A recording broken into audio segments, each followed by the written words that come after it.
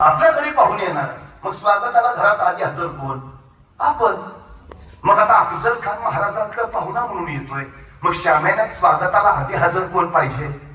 महाराज. असंच नाहीत का? पहिल्यांदा महाराज दिसले तर खानाचा राग तसाच राहील, जिंदाया मुर्दा पेश करतो.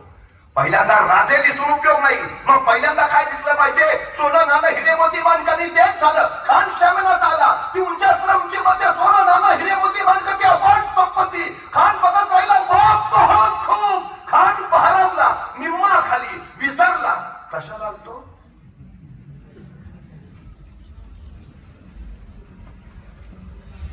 कशाला आलतो? पण त्याच्या पुढं गोपीनाथ पंत बोकेल ते आणखी खानाला म्हटले, सगळं आपल्यासाठीच आहे.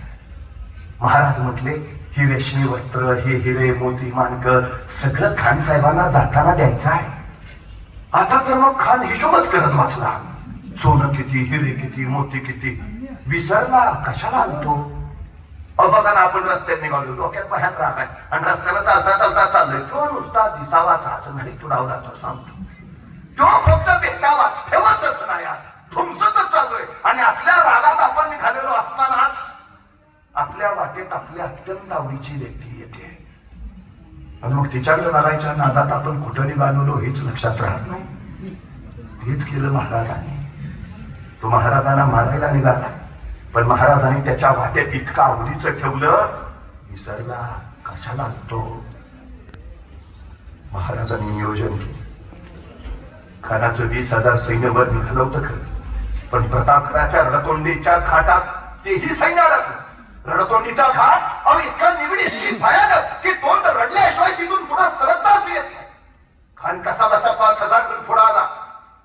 महाराजांनी तहानुसार ठरवले, अवघे 1,000 सोबत आणले. 4,000 महाराज ठेवायला लागले, 1,000च पुढे घेऊन. तेही लांब ठेवायचे होते. सोबत 10 अंगरक्षक, ते शामेण्यापासून एका बाणाच्या अंतरावर, आणि सोबत फक्त आत दोघं आणि बाहेर दोघं. खान घेऊन किती आला होता? 40,000. महाराजांची श्यामेनात त्याची भेट झाली तर खानी बरोबर किती होते? फक्त 4. श्यामेनात किती सोबत? फक्त 4. घेऊन किती आलाय? 40,000. आपलं वाढवता येत नाही ना, खानाचं कमी करा. 40,000चे फक्त 4 करून टाकले. नियोजन ठरलं. भेटीचा दिवस ठरला 10 नोव्हेंबर 1659. भेटीचा वक्त ठरला बरोबर दुपारी 2 वाजता. म्हणजे महाराज गडावरनं कितीला निघणार? 12:35. आता 12:35 का? सूर्य बरोबर माथ्यावर येतो. श्यामेना खाली आहे, राजे गडावरून येणार आहेत. सूर्य माथ्यावरच का? तर राजे गडावरनं निघाले तर सूर्याच्या त्या नक्क प्रकाशात खानाची छावणी हालचाल स्पष्ट दिसावी. पण खानानं जर राजाकडे बघायचं म्हटलं तर सूर्याची किरण त्याच्या डोळ्यात घुसावी. त्याला काही दिसू नये. वक्त बरोबर 12:35. आणि त्याच वक्ताला राजाने गड सोडला. आता सोबत कोण घेतलंय? तानाजी, माझी, यसाजी, कोंडाजी, कट्टोजी, चला सगळे जीव भेटून. एकही नाही यातला, एकही नाही यातला. मग सोबत कोण आहे? सोबत घेतले जिवा महाला का? दांडपाटा फिरवतात. हो पण तेच का? समोर सय्यद बंड आहे, त्याच्याशी झुंजायचं तर हवा फक्त जिवा. सोबत घेतले संभाजीकावची कोंढाळकर का? हत्तीसारखा धिप्पाड, घोडा खांद्यावर घेऊन गड चढतो, इतक्या ताकदीचा. हो पण तोच का? अफजल खान तसाच आहे ना, धिप्पाड. आखाड्यात पहिलवान उतरवायचे झाले तर एकाच गटाचे असावेत. बाई कुस्ती रंगते. माणसाची निरग आणि माणसाची पारख शिकायला ती महाराजांकडे. आणखी 8 अंगरक्षक घेतले आणि महाराज निघाले. 12:30 वाजता गडावरनं निघालेले राजे खानाच्या छावणीच्या बाहेर दुपारी बरोबर 2 वाजता पोहोचले. बरोबर 2 वाजता खानाला वर्दी मिळाली. शिवाजी महाराज येत आहेत. तसा कान उठून उभा राहिला. समोर पाहिलं 5-5.5 फूट उंचीचे देखणे रुबाबदार राजे शिवराय आज ते कदम येताना दिसले. तसं खानानं वकिलाला विचारलं, हे शिवाजीराजे? वकिलांनी मान डोलावली. खान 2 पावलं पुढे झाला. भाऊ फैलावले, अहो शिवाजीराजे. आणि गडापिटीसाठी राजे पुढे आले. खानाच्या मिठीत गेले. खानाचे भाऊ राजांच्या पाठीवर पडले. रात पडला, जोर वाढला, मिठावळी गेली. राजे गुदमरले आणि त्याच वेळी खानाची कट्यार राजांच्या मस्तकावर फरकट निसटली. दगा जाणवला, फंक निघाली.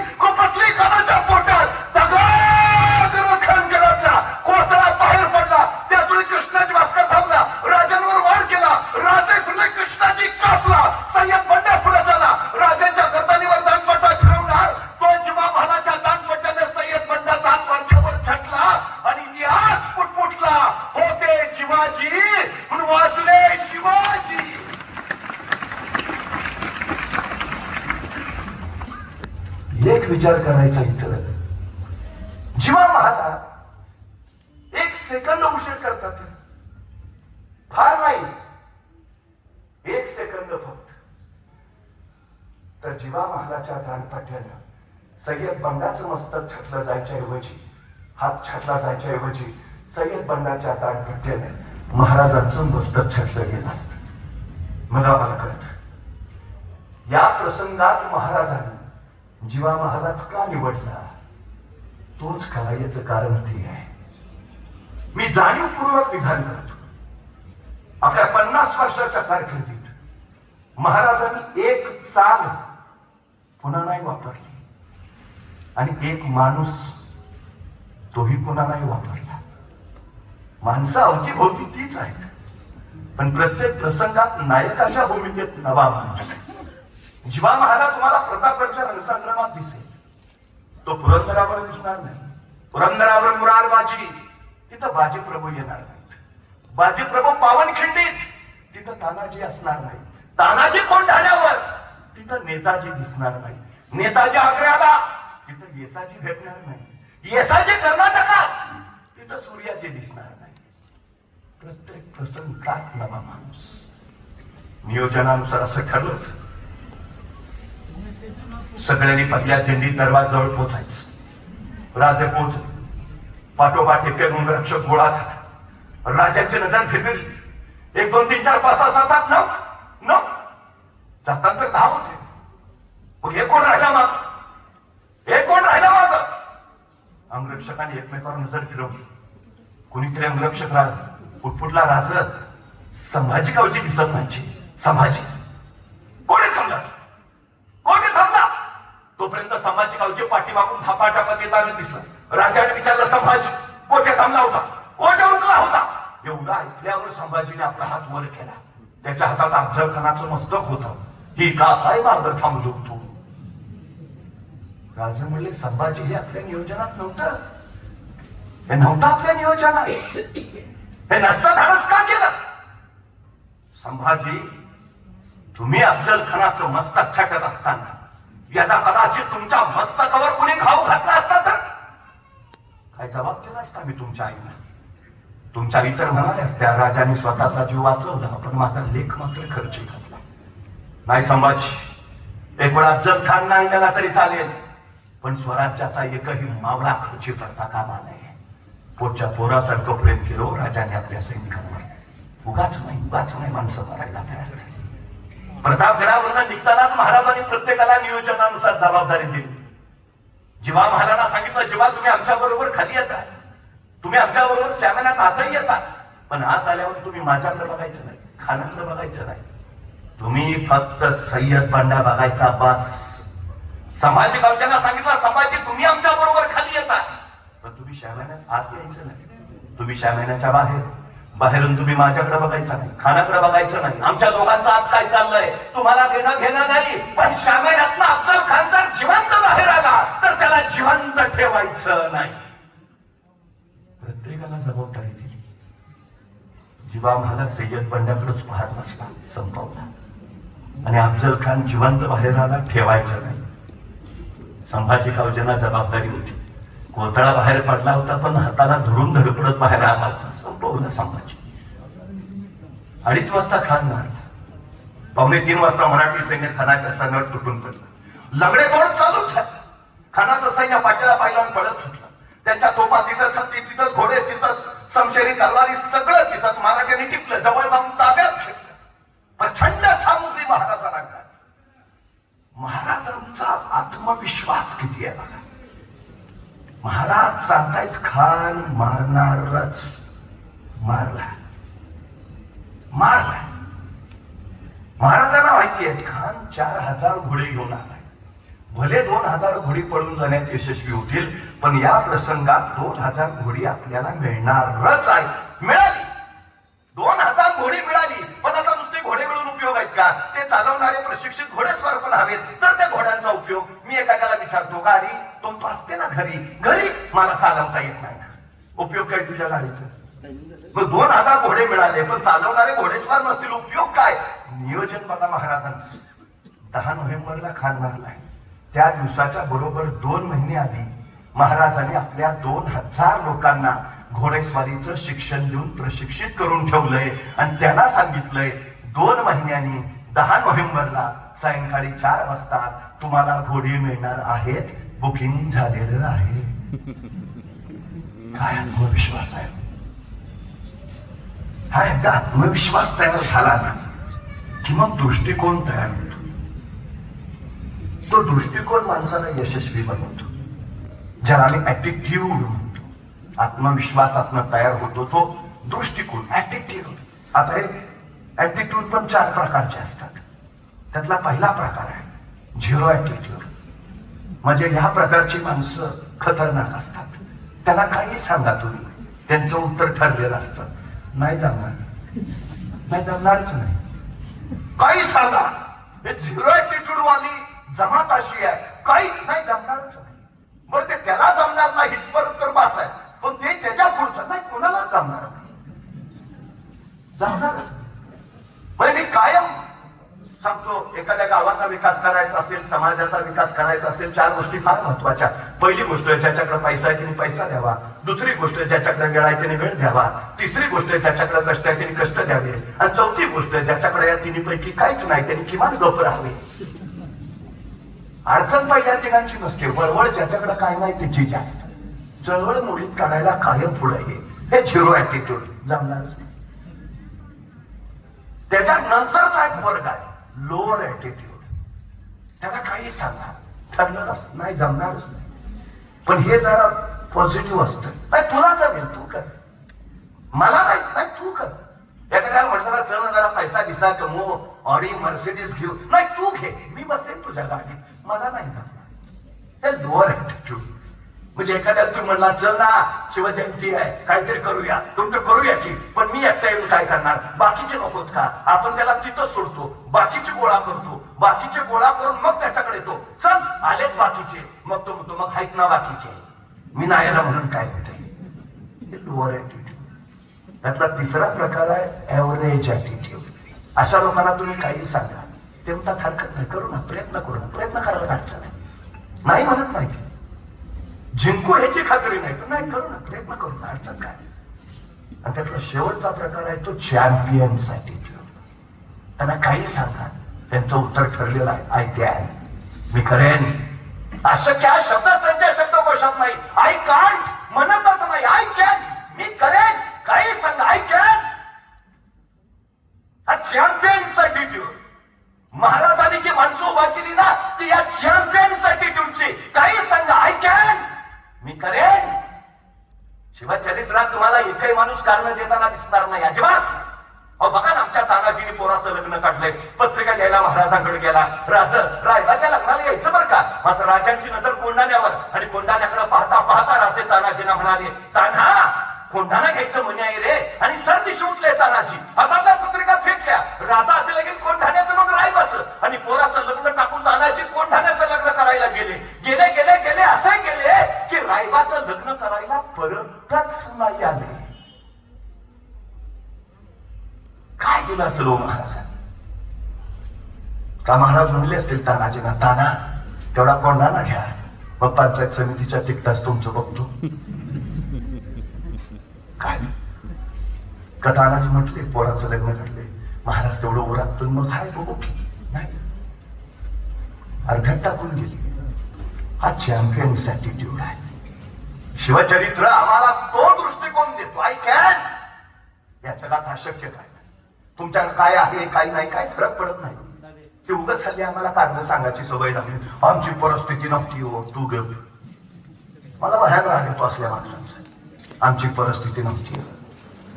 परिस्थिती माणसाला घडवती नाही आणि बिघडवती नाही, माणूसच परिस्थिती घडवतो आणि माणूसच परिस्थिती बिघडवतो. बघा आपलं सांगायचं, आम्ही गरीब आहे ना, चांगला आहे ना, श्रीमंत व्हायला तुला मिळालेली सर्वोत्तम संधी आहे. नाही, मला जरा बुद्धी कमीच आहे. उत्तम विद्वान व्हायला तुला मिळालेली सर्वोत्तम संधी आहे. कारण नसली सांगता, स्वतःच्या कमतरताना बलस्थान बनवा आणि बलस्थानाच्या फळावर स्वतःच्या कर्तृत्वाचा ध्वज फडकवा. हे सांगितलं छत्रपती शिवाजी राजा. कारण कसली सांग. बरं, मला एका प्रश्नाचं उत्तर द्या, जंगलातला सगळ्यात उंच प्राणी कोण? जिराफ. जंगलातला सगळ्यात वेगवान प्राणी कोण? चित्ता. जंगलातला सगळ्यात हुशार प्राणी कोण? कोल्हा. आणि जंगलातला सगळ्यात ताकदवान प्राणी कोण? हत्ती. आणि जंगलचा राजा कोण? का? सिंह राजा का? तो जिराफासारखा उंच नाही, तो चित्त्यासारखा वेगवान नाही, तो कोल्ह्यासारखा हुशार नाही, तो हत्तीसारखा ताकदवान नाही. मग सिंह राजा का? कुणीतरी सिंहाला विचारलं तू राजा का? सिंह म्हटला मला वाटतं म्हणून. हे जे वाटणं आहे ना त्याला आम्ही चॅम्पियन्स ऍटिट्यूड म्हणतो. हे वाटणं, हे राज्य आपलं आहे, आपलंच आहे. हा ऍटिट्यूड तो महाराजांनी पेरला प्रत्येकाच्या उरामध्ये. 10 नोव्हेंबरला स्वराज्यावरचं सैतानी वादळ महाराजांनी संपवलं, खान मारला. मला प्रश्न पडतो, 10 तारखेला हे सगळं घडलंय, 11 तारखेला महाराज कुठे असतो? शेजारी महाबळेश्वरला. मग काल एवढं टेन्शन होतं, 4 दिवस नको का थंड हवेच्या ठिकाणी? कुठं आहे महाराज? बघा ना, आमच्या पोराच्या नुसती 10वीची परीक्षा होती, ते लगेच घरात आता माहीत आपलं काही सांगायचं नाही. महाराज आमचं कान मारलाय 10 तारखेला. कुठं आहेत महाराज? अहो 2:30 वाजता खान मारला, 2:45 वाजता मराठी सैन्य खानाच्या सणात तुटून पडलं, लग्नतोड चालू झाली. खानाचा हत्ती, घोड्या, उंटा, शमशिरी, तलवारी सगळं काबीज केलं. मराठ्यांनी टिपलं, शस्त्रसज्ज सैन्य झालं. 6 वाजता मराठी सैन्य सशस्त्र उभा राहिलं. 6:30 वाजता महाराजांनी घोड्यावर मान टाकली, हर हर हर हर महादेवचा जागर घुसला. आणि त्याच दिवशी महाराज निघाले. बघता बघता वाई प्रांत जिंकला. महाराज सातारा प्रांतात पोहोचले, सातारा प्रांत काबीज केला. महाराज वारणा नदीच्या खोऱ्यात गेले, वारणा नदीचं खोरं जिंकलं. महाराज कोल्हापूर प्रांतात शिरले, कोल्हापूर प्रांत काबीज केला. आणि 1 डिसेंबर 1659 महाराजांनी पन्हाळ्यावर भगवा फडकवला. म्हणजे उद्यापुऱ्या 20 दिवसात, 10 नोव्हेंबर ते 1 डिसेंबर, 20 दिवसात 200 किलोमीटर आणि 18 किल्ले एवढा प्रांत महाराजांनी काबीज केला. एका दिवसाची सुट्टी नाही. 2:30ला खान मारतायत, त्याच दिवशी 6:30ला निघतायत आणि सलग 20 दिवस 200 किलोमीटर 18 किल्ले प्रांत ताब्यात. जगातली सगळ्यात कमी कालावधीत घडलेली क्रांती आहे. अवघ्या 35 वर्षात महाराजांनी 750 वर्षाचं पारतंत्र्य हटवलंय. अवघ्या 35 वर्षात. आराम माहिती नाही, विश्रांती नावाचा शब्दच त्यांच्या शब्दकोशात नाही. स्वराज्य हाच ध्यास आणि स्वराज्य हाच श्वास. क्षण स्वराज्यासाठी समर्पित. ध्येय कधी गाठता येतं? जेव्हा असं महाराजांसारखं समर्पण असतं तेव्हा आम्ही काय यशस्वी होत नाही. आमचा ध्यास आहे असा अजिबात. वन डे क्रिकेटचा जन्म होऊन 2963 वन डे मॅचेस झाल्या. एकालाही 200 रन करता आल्या नव्हत्या. द्विशतक वन डे कुणालाच करता आलं नव्हतं, कुणालाच. 2963 वन डे झाल्या.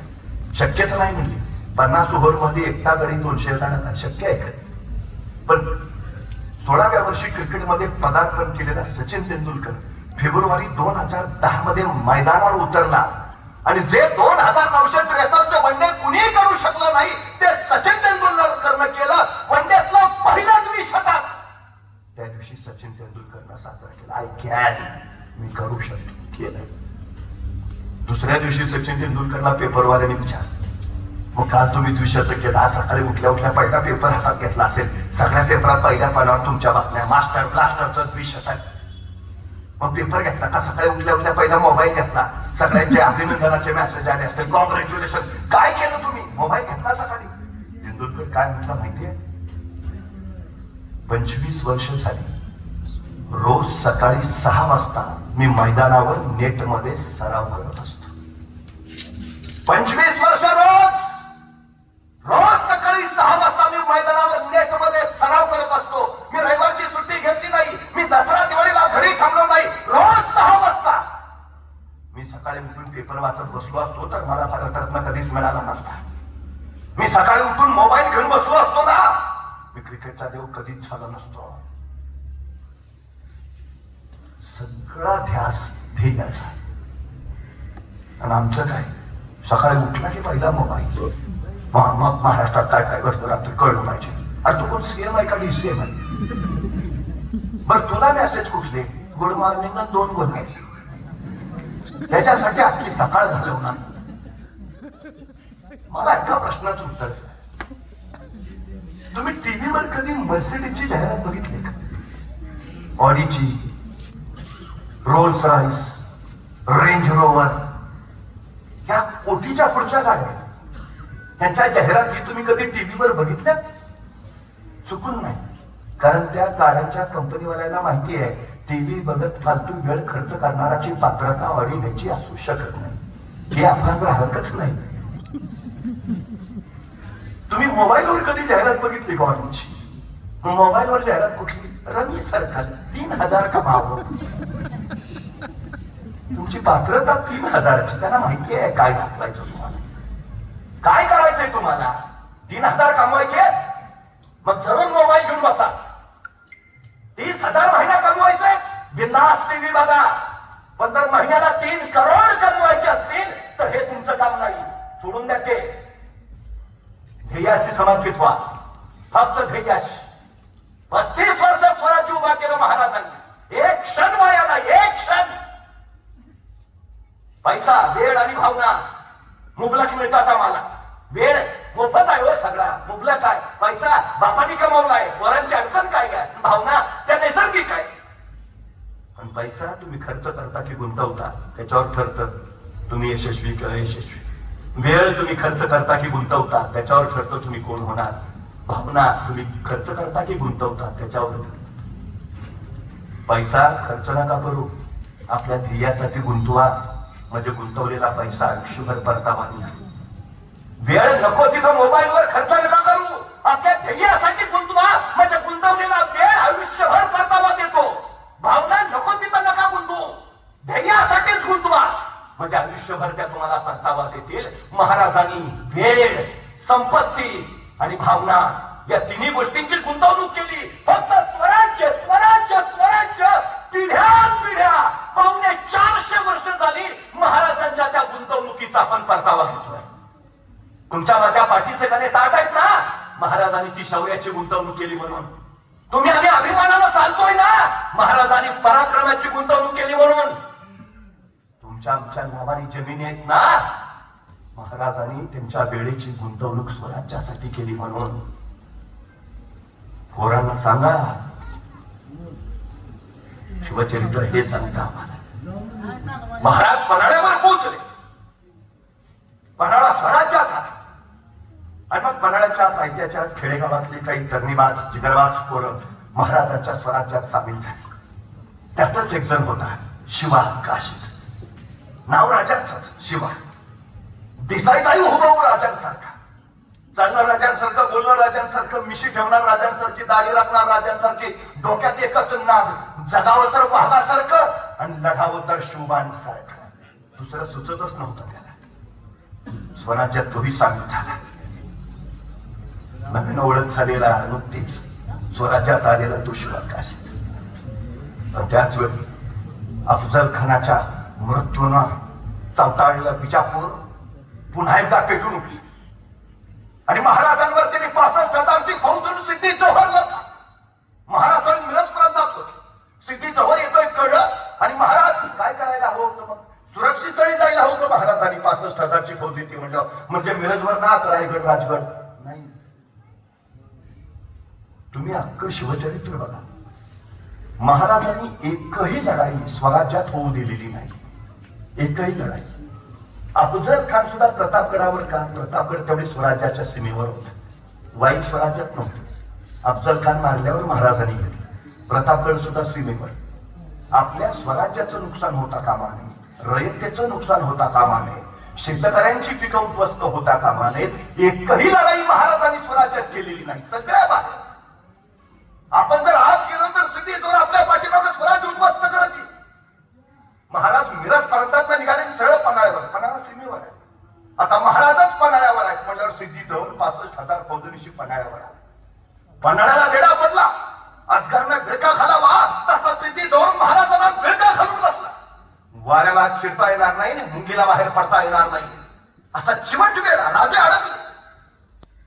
10 दिवस दिवस 30 दिवस 40 दिवस वेडा सुटायचं लक्षण दिसेना.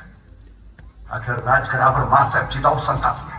60 वर्षाच्या मासाहेब स्वतः घोड्यावर बसल्या आणि निघाल्या पन्हाळ्याचा वेडा फोडायला. नेताजी पाल करावा आला. मासाहेब कुठं? नेताजी लेकरं वेड्यात अडकलीत. प्रजा त्रासाला रडून रडून थकली. नेताजी रयतेच्या डोळ्यात अश्रू नाही रक्त ओघळतात. कुठवर? आम्ही स्वतः निघालो वेडा फोडायला. तसे नेताजी म्हणाले, मासाहेब आम्ही हाय अजून. राजाला तुमच्या सामने हजर करतो. हे निघालो. नेताजी पालकर, सिद्धी हिलाल, सिद्धी बहावा यांनी पन्हाळ्यावर छापा मारला, पण बळ तोकडत पडलं. पराभव झाला. सिद्धी बाबा मारला गेला आणि नेताजी पराभव घेऊन परतले. राजांना कडून चुकलं. शक्तीपेक्षा युक्तीचा वापर केला पाहिजे. आणि त्या दिवशी राजांनी बोलावणं ठरलं. नव्याने स्वराज्यात आलेल्या, नुकतीच ओळख झालेल्या, हुबहू आपल्यासारख्या दिसणाऱ्या या शिवा काशीला. शिवा येता झाला. राजा बोलावणं ठरलं जी. हो शिवा, शिवा तू आमच्यासारखा दिसतो असं मी खूप ऐकून आहे. शिवा आज आम्हाला प्रत्यक्ष बघायचा आहे. तसा शिवा हरकला. राजा चाललोची झपाट्याने आत गेला. राजाचा वेश घातला. राजांचा जिरटक मस्तावर चढवला आणि राजांसारखाच वेशाला पीळ मारीत राजाच्या सामने आला. राजा कसा दिसतो जी आणि बघत राहिले राजे. शिवा शिवा आणि आरशात आमचंच प्रतिबिंब पाहिल्याचा भास होतोय. शिवा राज राज म्हणजे ते सिद्धी काय आम्हाला ओळखायचा नाही. आणि स्तब्ध निस्तब्ध झाली. राजे शिवा तुला कसं कळलं? तुला कसं कळलं? आम्ही तुला आमचं रूप देऊन सिद्धीच्या भेटीला पाठवणार ते. तसा शिवा म्हटला, राज एवढं दिस तुमच्या संगती राहिलं तो काय उगाव आहे? तुमच्या काळजाचं ठोकं बी काय सांगते ते कळतं आम्हाला. राज राज राज दाखिला जातो की लढतो की भिडतो की जाऊन त्या सिद्धीला. तसं राजा सरदेशी पुढे झाले. शिवाला कणकरून मिठी मारली आणि राजाच्या डोळ्यातला एका अश्रू शिवाच्या पाठीवर पडला. अशी कौतुकाची थाप कधी कुणाच्या पाठीवर पडलीच नव्हती. ती शिवाच्या पडली. आणि त्याच दिवशी चाल ठरली. राजाने सिद्धीला निरोप घातला. आम्ही तह करायला तयार. सिद्धी आनंद. आखिर आई गया दक्कन का शेर सिकंदर ने अब दिखाएंगे उन्हें अल्लाह ताला की मेहरबानी शब रात का जश्न होगा. आखिर शिवाजी राजे आ ही गया पंचे. अब फिक्र कैसी? सिद्धी गाफील झाला. सैन्य बेसावत. वेडा ढिला पडला आणि याच ढिलाईचा फायदा राजाने उचलला. बाजी प्रभू, रायाची बांधल, कोयाची बांधल आणि बांदरांची फौज महाराजांनी सोबत घेतली आणि पन्हाळ्याच्या पश्चिमेकडून त्या वादळी पावसाळी किर्ण रात्री महाराज विशाळगडाच्या रोखाला निघाले. तर सिद्धीशी तहाची बोलणी करायला निघाला राजांचं रूप घेतलेला शिवा काशीत. सिद्धी वाट पाहत होता. पालखी येताना दिसली. सिद्धी पुढंच झाला. आओ शिवाजीराजे. पालखीचा पडदा सरकला. आज गाव राजे शिवराय खाली उतरले. सिद्धी पुढं झाला. गडावेड घेतली. चलिये राजे. आणि राजांची पावलं श्यामेनाच्या दिशेनं पडू लागली. पण त्याच वेळी 2 संशयी डोळे रोखले गेले होते शिवाजी राजांवर. राजांचं पाऊल श्यामेनातून आत पडणार त्याच वेळी ते 2 संशयी डोळे पुटपुटले. ये शिवाजी राजे नाही हो सकते. आणि थमकला सिद्धी. मेहनत नंगी तलवार लागली. सब दिशे चालली. रक्ताची चिलकटी अतरीचा कल्लोळ उडाला. शिवा रक्ताला व्याकुळला आणि सिद्धी विचारता झाला, सच बता तू ये शिवाजी राजे आणि कडाडला शिवा? अरे हा मैं ही हो शिवाजी राजे. मग मात्र सिद्धी वळाला त्या 2 संशयी डोळ्याकडे. ते 2 संशयी डोळे होते फाजल खानाचे. अफजल खानाचा मुलगा फाजल खा. सिद्धीने विचार, कैसे कह सकते हो? ये शिवाजी राजे नहीं है. तसा फाजल खान म्हणाला, हुजूर मैंने देखा है शिवाजी राजे को. अफजल खान वादाचोळ मी बघितलं शिवाजी राजांना. त्यावेळी झालेल्या झटापटीमध्ये शिवाजी राजांच्या मस्तकावर तलवारीचा वार झालाय. हे जर खरे शिवाजी महाराज तर यांच्या मस्तकावर तलवारीच्या वाराची ती खून पाहिजे. तसा सिद्धी झपाटा सकाळ सरकन पुढे झाला. शिवाच्या मस्तकावरचा जिरटूक मागे सरला. मस्तकावर वाराची खून नव्हती. शिवा सापडला. नंगी तलवार लगली. सब दिशी चालली. रक्ताची चिलकटी आता कल्लोळ उडाला. अखेर शमशेर अली गर्दनीवर. आणि सिद्धी विचारता झाला, मरण्याच्या पहिले आखरी बार पूछता हूं, सच बता तू ये शिवाजी राजे आणि कडाडला शिवा काशीत. अरे जन्माला जरी शिवा काशीत म्हणाला असलो तरी मरताना शिवाजी शिवाजी महाराज म्हणून मरतोय, हे भाग्य काही कमी आहे का? या शिवाची छाती तुला फोडता आली नाही, माझ्या राजांची पाठ तू काय धरणार? सोडून दे बाप. महाराष्ट्राच्या मातीत उभा आहेस, इथाच माती करू. आमच्याच वाटेवर येऊन आमच्याशीच वाटेवारी करणाराची त्याच्या वाटेवर जाऊन वाट लावल्याशिवाय आम्ही आमच्या वाटेवर फिरकत नाही, हा इतिहास आहे आमचा. पण अखेर फिरली समशेर, शिवाचं मस्तक छाटलं, रक्ताळला शिवा मातीत पडला. अखेरचा श्वास फुलला, डोळे लवले, ओठ हल्ले. त्या श्वासाने माती उंच उडाली आणि उंच उडाल्या मातीला शिवा सांगत राहिला, सांगा माझ्या राजाला, शिवा गेला, मातीत मेला. पण नुसता मातीत नाही मेला, मातीसाठी मेला.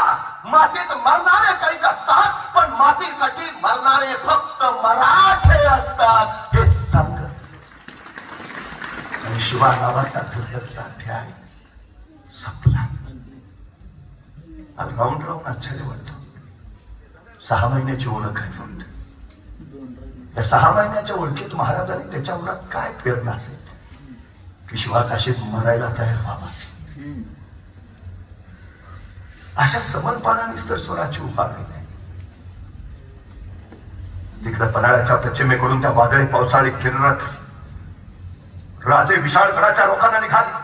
21 तासाचा अखंड प्रवास करून मसाईच्या पठारावर आले आणि त्या तुळीच्या तुळीची चाहू लागली. बाजी प्रभू सांगते झाले, राज निमी फौज घेऊन आपण पुढे निघा. निम्या फौजेनिशी आम्ही येथे झुंजितो, साहेब कार्य मरितो. आमच्या मुला लेकरांसाठी महाराज साहेब समर्थ. राज म्हणले, नाही बाजी, सगळ्या सोबत लढू. नाही राज, लाख मेले तरी चालतील, पण लाखाचा पोशिंदा वाचला पाहिजे. राज निघा. निमी फौज घेऊन राज निघाले. घोडखिंडीमध्ये बाजी 5000 आदिलशाही सैन्याशी झुंजत राहील. कालभैरवानं तांडव करावं तसं बाजींचं तांडव उठवलं. बाजी कडाडत राहील. जाऊन सांगा त्या यमाला, जोपर्यंत राजे विशाळगडावर पोहोचल्याचे तोफांचे आवाज आमच्या कानावर पडत नाहीत, तोपर्यंत हा बाजी प्राण सोडणार नाही. राजे पोहोचल्याचे आवाज झाले आणि शिर तुटले. बाजी कोसळले, स्वराज्यासाठी समर्पित झाले. घोडखिंड पावनखिंड झाली. अशा असंख्यांच्या त्यागातून, बलिदानातून तर हे स्वराज्य उभा राहिले. विशाळगडावर पोहोचलेल्या राजांना वार्ता कळाली, शिवा काशीत मारले गेले.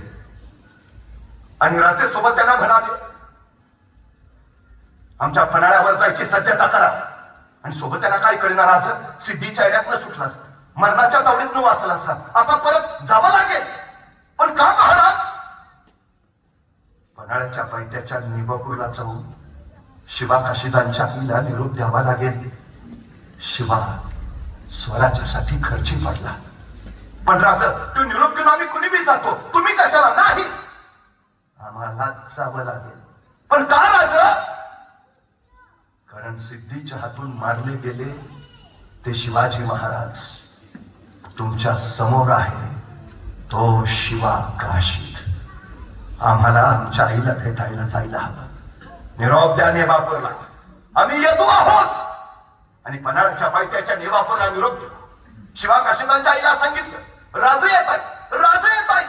लाख लाख दिवसाचं स्वप्न पूर्ण झाल्याचा आनंद मौलीच्या चेहऱ्यावर आला. राजे येणार, राजे येणार. डोळ्याच्या चैतन्य ज्योती करून राजाची वाट पाहत राहिली. येणार, येणार, राजे येणार. आणि अखेर आले, राजे आले. हातात पंचारतीचं ताट घेऊन शिवा काशीदांच्या आई पुढे झाली. राजानं ओळायला लागली. कळे ना राजांना, अगं कशाला ओळतेस? असा कुठला पराक्रम गाजवून आलो की आरती करावी आमची.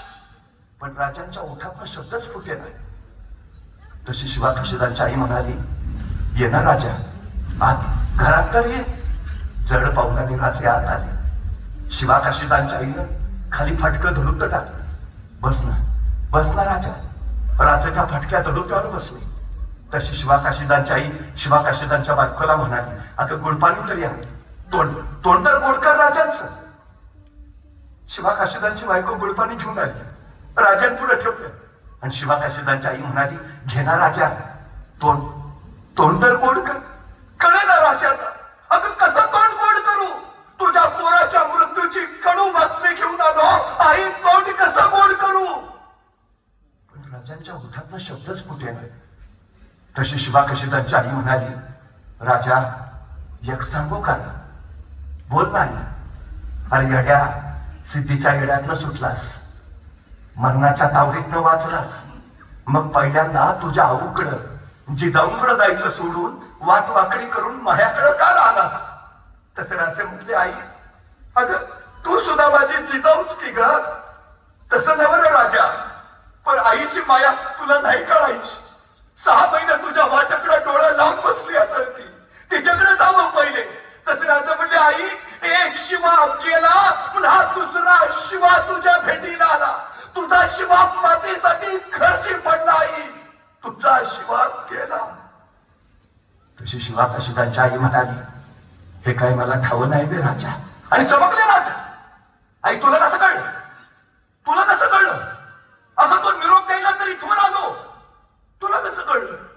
तशी शिवाकाशीदांची आई म्हणाली, अरे येड्या, गावच्या इशीतून येताना तुला बघितला, तेव्हा तू एकलाच दिसला, तेव्हाच वळीकलं. माझा शिवा जित्ता नाही राहिला. माझा शिवा जित्ता असता तर आता तुझ्या संगीत नसता ना. कळेल राजा, म्हणजे आपला पोर गेला हे माहिती असून तू माझं आनंदानं स्वागत केलंस. तुझा शिवा या जगात नाही या माहिती असून तू माझं तोंड गोड केलंस. धन्य आई धन्य, देशासाठी गेला ग, मातेसाठी गेला पोर तुझा. एवढा ऐकलं आणि मग मात्र शिवाकाशीदांच्या आईच्या डोळ्यातनं घळघळ घळघळ पाणी उखळायला लागलं. त्यांना हुंदका फुटला. तसे राजे म्हटले, शोकावर आई, शोकावर. पण शिवाकाशीदांच्या आईच्या डोळ्यातला अश्रू थांबे ना. राजे म्हणाले, आई एकुलता एक पोर गेल्याचं दुःख काय असतं ते आम्हास कळतंय, पण शोकावर आई. तसे टाळकन शिवाकाशीदांची आई म्हणाली, कोण म्हटलं राजा माझा लेक गेला म्हणून मी रडते? कोण म्हटलं माझा शिवा मेला म्हणून मी रडते? राजा माझा लेक गेला म्हणून नाही, त्या देवानं मला एकच लेक का दिला म्हणून रडतेय म्या. आणखी 4 लेक दिला असतं तर आता तुझ्या संगती स्वराज्य कार्य नसतं झालं. माझा शिवा गेला म्हणून नाही, माझा लेक गेला म्हणून नाही, त्या देवानं मला एकच लेक का दिला म्हणून रडते. आणखी 4 लेक दिला असतं तर आता तुझ्या संगती धाडला असत. एवढं ऐकलं तसं शिवाकाशीदांची बायको म्हटली, आत्याबाई असं का म्हणता? तुम्हाला एकच लेक, मग म्या कोण? म्या कोण आत्याबाई? राजा माझं धनी नसताना राहिलं, पण माझ्या धन्याच्या जागी म्या लढीन, म्या लढीन राजा. माझ्या स्वराज्यासाठी म्या लढीन आणि ताडकन उभा राहिले राजे. धन्य धन्य, ज्या माझ्या स्वराज्यात तुमच्यासारख्या माता भगिनी, त्या माझ्या स्वराज्याला शौर्य वीरांची कधी कमीच नाही पडणार. असंख्य मातांनी मातीसाठी आपले पुत्र दिले, असंख्य बहिणीने आपले भाऊ दिले, असंख्य पत्नीने आपल्या बाळावरच कुंकू दिलाय. त्या समर्पणात तर हे स्वराज्य उभा राहील. या सह्याद्रीची उंची वाढली ती उगाच नाही. या सह्याद्रीच्या पायाखाली कैक जणांनी स्वतःला गाडून घेतलंय, तेव्हा तो सह्याद्री आसमानाशी स्पर्धा करायला गेला.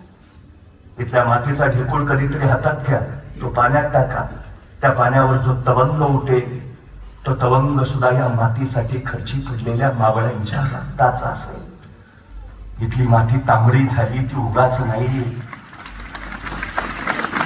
मातृभूमीसाठी रक्ताना असंख्यांचं रक्त या मातीत मिसळलंय, तेव्हा ही माती तांबडी झाली. त्या मातीत तुम्ही आम्ही जन्माला, ज्या मातीमध्ये छत्रपती शिवाजी महाराजांनी स्वराज्य उभा केलं, ज्या मातीमध्ये मातृभूमीसाठी लढणारे आणि मरणारे वीर तयार झाले, त्या मातृभूमीचा ऋण आपणही आपल्या कर्तृत्वानं, नेतृत्वानं आणि पराक्रमानं फेडावं हीच तर अपेक्षा असते. शिवजयंती साजरी करण्यापाठीमागचं आपलं उद्दिष्ट तरी काय आहे? शिवछत्रपतींचा पराक्रम, ते शौर्य धैर्य तुमच्या माझ्या ठाई उतरावं.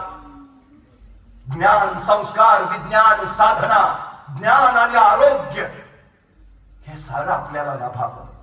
पुन्हा या भूमीमध्ये लोककल्याणकारी स्वराज्य निर्माण व्हावं हीच तर त्याच्या पाठीमागची अपेक्षा असते. आजच्या या शिवजयंतीच्या आपल्या सगळ्यांना मनपूर्वक शुभेच्छा देतो. थांबतो.